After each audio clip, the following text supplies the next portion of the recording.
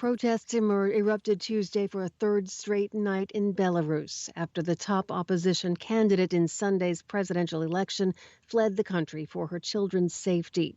Belarusian police used rubber bullets and stun grenades against anti-government demonstrators who turned out for the third consecutive night.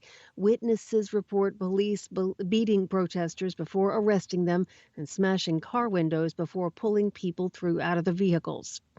Earlier Tuesday, people put flowers at a place in Minsk where a demonstrator was killed on Monday. Belarusian officials say more than 2,000 people have been arrested since protests began on Sunday. The European Union is accusing President Alexander Lukashenko's government of disproportionate and unacceptable violence and said it was reviewing its relations with Belarus. The main opposition candidate, Zietlana Tsikhanouskaya, fled to Lithuania after the vote.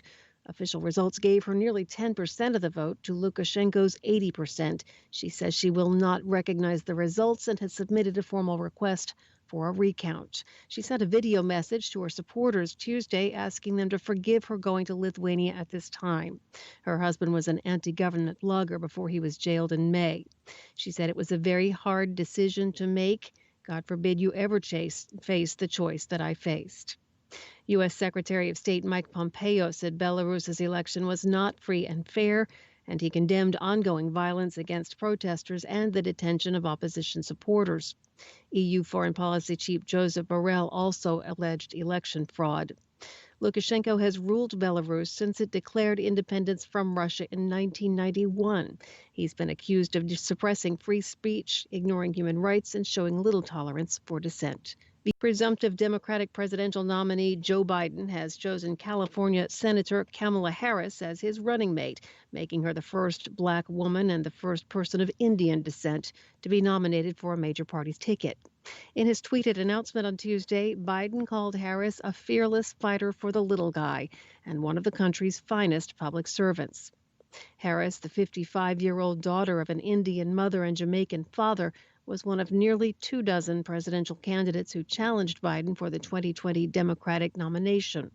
Her presidential campaign faded quickly when many progressives and liberals questioned her staunch support for law enforcement while serving as California's Attorney General.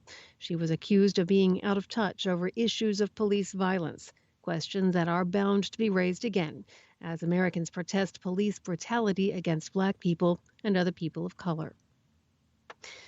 U.S. President Donald Trump has announced an agreement between the federal government and an American biotechnology company to manufacture and deliver 100 million doses of a COVID-19 vaccine candidate. The company, Moderna, is to manufacture the vaccine doses while clinical trials are underway.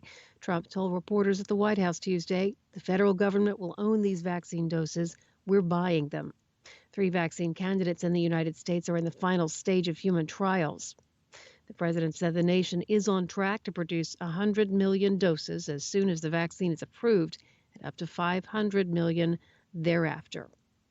The World Health Organization said Tuesday it's holding talks with Russia regarding its recently approved COVID-19 vaccine. Russia on Tuesday became the first country to approve a vaccine for use in tens of thousands of its citizens. In an appearance on Russian television, President Vladimir Putin claimed the vaccine has proved efficient and has passed all the necessary tests. He said his own daughter had taken the vaccine after 2 shots had a normal temperature and what he called a high number of antibodies. A WHO spokesman said at a UN briefing in Geneva Tuesday that the WHO authorities must review all safety and efficacy data before placing their stamp of approval on it. Cleanup volunteers working on the oil spill off the island of Mauritius say sea life is dying as a result of the spill of a reported 1,000 tons of oil. The Japanese tanker MV Wakashio hit a coral reef on the southeast coast of Mauritius on July 25th. Last week, the tanker began leaking. The government has declared a state of emergency and is now working with France to reduce the effects of the spill.